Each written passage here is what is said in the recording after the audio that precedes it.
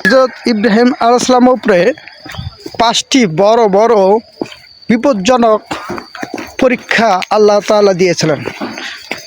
তা 1 নম্বর পরীক্ষাটা হচ্ছে হযরত ইব্রাহিম আলাইহিস সালামকে আগুনে নিক্ষেপ করা হয়েছিল। 40 দিন আগুনের মধ্যে ছিল, কিন্তু আগুনে তার শরীরে পশম পর্যন্ত কোনো স্পর্শ করতে পারে না। ইভেন তাকে সে মানে আগুনের মধ্যে থেকে সে ঠান্ডাও অনুভব করতে পারে না, আবার গরমও অনুভব করতে পারে না। এরকম নাতিশীতোষ্ণ অবস্থায় ছিল হযরত ইব্রাহিম ইসলামের উপরে।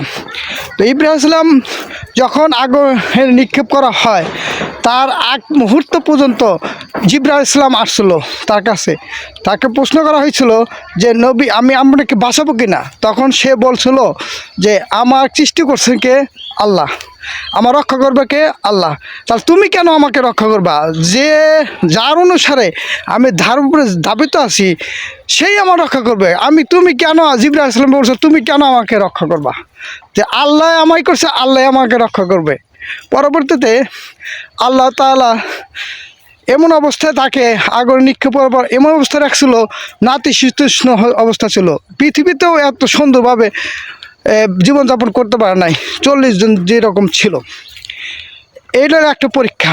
2 নম্বর পরীক্ষা, তাকে তার ছেলে সন্তান বউ সব সন্তানকে মরুভূমিতে রাখার প্রস্তাব দিয়েছিল আল্লাহ তাআলা, যে তোমার ছেলে সন্তানকে বউ পোলানকে সবাইকে মরুভূমিতে রাখতে হবে, আশেপাশে বাড়িঘর কিছু নাই, সেখানে রাখতে হবে।